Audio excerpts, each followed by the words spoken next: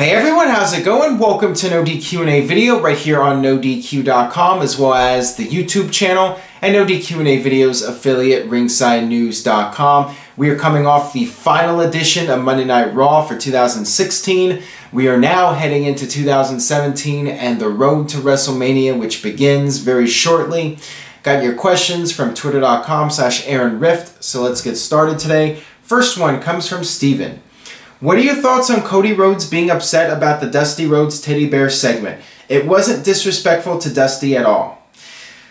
I do not think Dusty himself would have been offended by that segment. What it was, I felt, was very tame compared to some of the other angles we've seen in recent years, like with Randy Orton making the comments about Eddie Guerrero being in hell. To me, that was more questionable and offensive than this. I mean, a teddy bear with polka dots getting his head ripped off.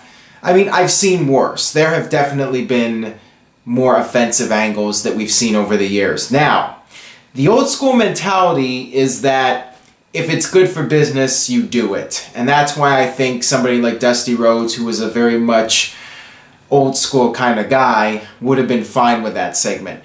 Now, the biggest difference between the Dusty Rhodes segment we saw on Raw and the Randy Orton segment about Eddie Guerrero being in hell is that one was helping business and the other wasn't really accomplishing anything. With Randy Orton and his comments, that was setting up a world title match for WrestleMania. So you could argue that that was doing something for business. That was making you hate Randy Orton and want to see Rey Mysterio kick his ass. That was setting up the match for WrestleMania, which is big business. This segment on Raw was a complete throwaway segment that led to a filler match on Monday Night Raw. It really accomplished nothing. So in terms of it being senseless, I think Cody does have the right to be upset about it. I mean, what is it doing for business? Really, it did nothing. It did nothing to elevate Anderson Gallows' heels. It did nothing to elevate the Golden Truth. It was just filler content for television. That's what it was. If you're going to be offended over it, be offended for that reason. I do not see anything wrong with it if it was leading to something significant that was going to be making people money and was going to boost the business, which I felt, you know, that segment, people will forget about it a week from now. It really accomplished nothing. This one comes from Calvin. Hey Aaron, what do you think of the rumor that Roman Reigns and Braun Strowman will main event WrestleMania 33, and do you think the fans will hijack it? There's been a lot of talk about Reigns possibly winning the Universal title at the Royal Rumble and going on to defend the Universal title against Braun Strowman. I think that that would more than likely cause the fans to reject the match. I think there's a lesser chance of the fans hijacking the match if the match is not for the Universal title. I don't think you need to do that match for the Universal title. I'd rather see Kevin Owens versus Chris Jericho for the Universal title. But that's just me. And I also think that that would be better for Reigns, quite frankly. It seems pretty clear that's the direction right now, at least Reigns versus Strowman. Whether it's for the title or not remains to be seen, but WWE is booking Strowman like a complete monster. He's coming out, they're giving him the Kane treatment now, where he's coming out interrupting matches and destroying people. They're really pushing him as a monster, so it seems like they're setting him up for Reigns at WrestleMania. I just feel that if the title's on the line, then that will increase the odds of the fans hijacking the match. And putting it in a main event spotlight, putting it as the last match, I think would be a complete disaster. Even putting it in the middle of the show, I don't know. I mean, I would not have it be for the Universal title, but that's just me. With WrestleMania coming up, WWE might not want Kevin Owens to be the champion, and that's just the way it is in the world of WWE. They might feel Reigns needs to be the champion for WrestleMania. With this stipulation, you know, I think the way it's been historically is that the guy in the cage, this time being Chris Jericho, that person always finds a way to interfere. So, you know, I'm still thinking Owens will retain, but it's hard to say at this point. I think it's too early to make a solid prediction on the Royal Rumble match. But yeah, I would not put the Universal title on Reigns. This one comes from Draven G. Who do you think could be the next big signing or signings for WWE in 2017? There are a lot of names out there. I mean, there are some guys that are under contract now for the time being. You know, you have the Young Bucks. They just signed a new deal with Ring of Honor. You have other guys like Kenny Omega that are still with New Japan Pro Wrestling. I would like to see Will Ospreay in WWE at some point. He's one of those guys. I don't know about 2017. I mean, maybe the Hardys will come back. I think their deals are up pretty soon. I know Drew Galloway's deal with TNA is up soon. You could always see him back in WWE at some point. I think WWE will continue to try to pick up as many talents as they can. And when people's contracts are up, WWE will make a play for them. And I think that we're going to see more indie guys coming in, you know, especially with WWE doing all this extra content between the Cruiserweight division and the UK tournament. And we will see more international stars being brought into WWE in 2017. So, you know, I think we'll see quite a few. It's just a matter of timing and whose contracts are up and if they're able to work out something with WWE or not. This next question comes from Garrett Mills. What are the chances of The Undertaker losing at WrestleMania again? I think that for Undertaker's last match, he will probably lose just because it is the old school mentality for the guy to put over the person who's sticking around and you lose on your way out. I could see Undertaker losing his last match, whether it's against John Cena or if he sticks around for another year. So I would think he will probably lose one more match, and that will be his last match. I mean, there's always a possibility he'll win his last match just to throw off everybody. You know how WWE is. Sometimes they like to throw a curveball. Every now and then they do. Most of the time they're quite predictable, but I think if it was The Undertaker's call, he would probably want to put over somebody on the way out. That's just my gut feeling on it. This next one comes from Donald Long. If John Cena retires The Undertaker WrestleMania, what reaction would he get from there on, since he gets a 50-50 reaction now as it is? That could be one reason why The Undertaker might win his WrestleMania match with John Cena if that's his last match. The fear of the fans not accepting the result. And with John Cena versus The Undertaker, I think it's pretty clear The Undertaker will get the majority of the cheers and the fans will boo Cena. And if Cena was the guy to retire The Undertaker, I could see there being a lot of unhappy people. I mean, at this point, yeah, it would be better to have somebody else end The Undertaker's run and end his career, but they really don't have that guy now. So I think you just go with John Cena. I mean, that is the biggest marquee match WWE can do, in my opinion.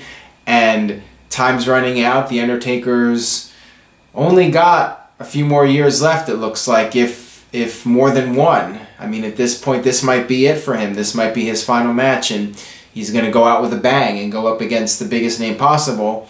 And for Undertaker, I mean, Undertaker versus Cena is just about the biggest match you could do with The Undertaker.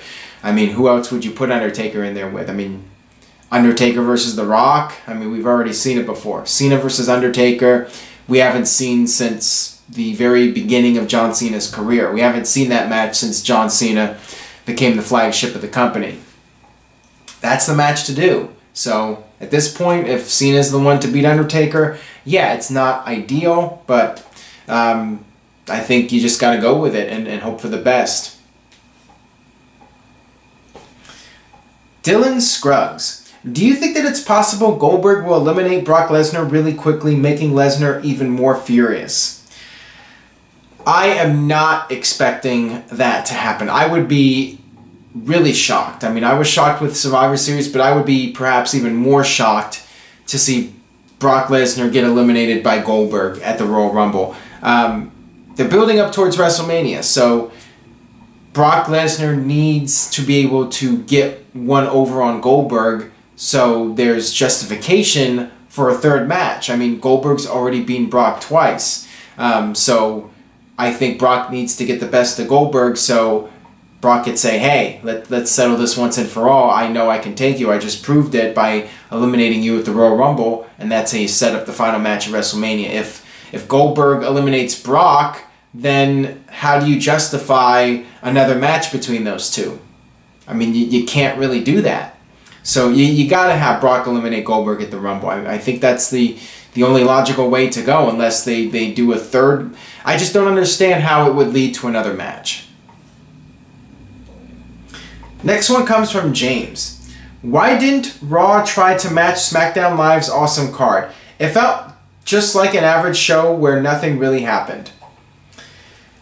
The whole thing about this week's SmackDown is the return of John Cena, and I think when the idea came up to have Cena return on this show after the Christmas break, that they were going to go all out. You know, since Cena's coming back, why not try and pop the biggest rating possible? So that's why they're doing this stacked show. And you know, they had the SmackDown pay-per-view in early December, so you have a very long period of time between that pay-per-view, TLC, and the Royal Rumble. So why not do like a pay-per-view caliber show in between? You know, you had, what was it, 8 weeks between TLC and Royal Rumble. So to me, it made sense to do a big show at this point, halfway, almost at the halfway point between TLC and the Royal Rumble. So I think that's why they did it, for that reason, and also to get the biggest rating possible with Cena's return. So, you know, that's all there is to it. And Raw was just Raw. It was just your typical episode of Raw. Yeah, it was in Chicago, so it was a bigger deal than usual, I guess. But yeah, they didn't really go all out to make this Raw bigger than normal. Maybe they should have, but maybe they think that since it's still football season, they want to wait. You know, that's why they held off on Goldberg until next week, you know, with football season ending and the new year, when the holidays over. You know, they just felt this was somewhat of a lame duck edition of Raw, you know, coming the day after Christmas and right at the end of football season. Next one comes from Yousev. Favorite ever Randy Orton match? The one that comes to the top of my mind is the match with Cactus Jack at Backlash 2004, because that was the match that put Randy Orton's career on the map. It was an awesome hardcore match. I still remember Randy going through those thumbtacks, and Randy Orton held his own against Mick Foley, and they took a lot of punishment in that match. Both guys did.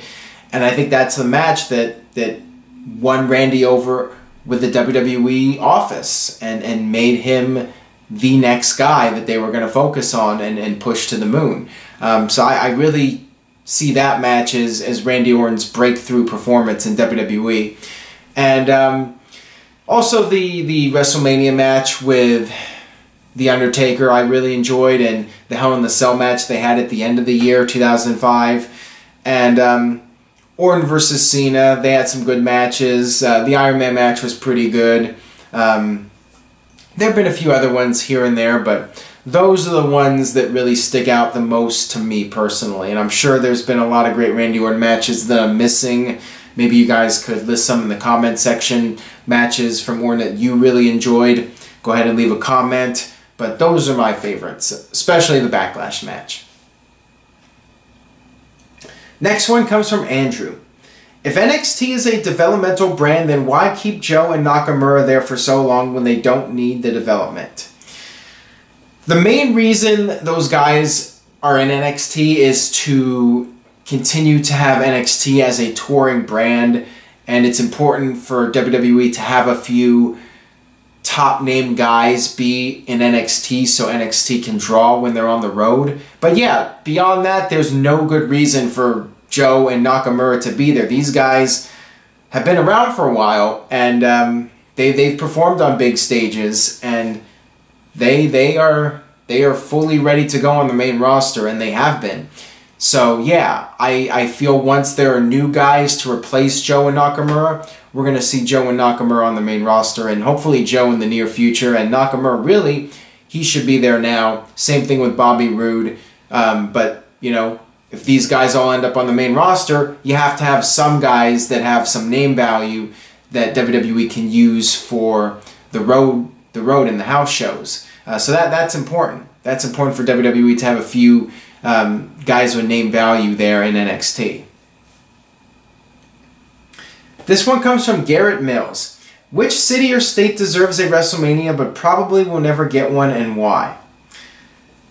Well, I'll go ahead and make this easy for myself. Portland, Oregon. I mean, Portland is not one of the biggest cities, but it is, and I believe like it's the 25th or 26th largest city and / metropolitan area in the United States. There's a lot of people here. They did do WrestleMania in Seattle, and it did a very disappointing buy rate, and I think WWE blamed it on the Pacific Northwest for whatever reason. It always boggles my mind why that buy rate was so disappointing, because that was a stacked WrestleMania, and you know, maybe that's why WWE blames the region, because they had such a stacked card and there was no good reason for that pay-per-view to do disappointing numbers, but it did. And you know, they haven't done a WrestleMania anywhere near here. I mean, the closest would be Northern California for 31.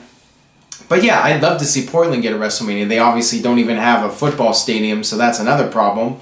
But even Seattle, I'd like to see the Seattle area get another WrestleMania. Or hell, even Vancouver. You know, there's that fan that always brings the WrestleMania to Vancouver sign. I see it all the time. He's been bringing that sign to big events for years, and WWE doesn't listen. But if WrestleMania ever goes back to Canada, do Vancouver. Vancouver, British Columbia. That would be awesome. So anywhere in the Pacific Northwest, I would say, is a region that I would like to see get WrestleMania again, but it doesn't seem like it's very likely anytime soon. Got this one here from John. What are the top 2 questions you dislike and are sick of being asked or answering? I think the what ifs in general. I don't like the what if questions. I think I got one here coming up, but it's not that bad. But most of the time it's just me having to guess, and sometimes you just don't know when it comes to what if questions. And you know, the Hall of Fame questions, you know, is blank going to go into the Hall of Fame? And my answer is always, well, if Coco Beware can go in, then pretty much anybody can go in. And the other one is asking for my predictions for WrestleMania. You know, sometimes people ask me questions where I basically have to come here and blindly speculate, which I really don't like doing, because then I end up looking like an idiot when I'm wrong most of the time. But, you know, I try to go with whatever information I know, and just use common sense when it comes to answering these questions. But yeah, I mean, the typical what's going to be the main event of WrestleMania, and just the questions I get asked on a weekly basis. You know, I like when I get unique questions that I haven't answered before. So that's just a little tip in general. If you want to send in a question and you would like it answered on video, just try to come up with something different and unique that I haven't answered a million times already, or something something that takes me more time to answer, something I need to put some thought into, rather than just answering it in one sentence and having to drag it out on video. And I got this one here. Here's the what if question from Dragon Motivation. If Austin never suffered his neck injury or left in 2003, how far do you think he would have gone and changed WWE today? This what if question I feel I can answer better than some of the other ones, because the neck injury was almost like a blessing in disguise for Austin. And I have to wonder if he really would have been as big of a star if he had not gotten that neck injury from Owen Hart, because what happened was he got the neck injury and WWE had to work around it. They wanted him on television, but he could not wrestle. So what they did was they came up with this storyline where he was not allowed to wrestle, and he rebelled.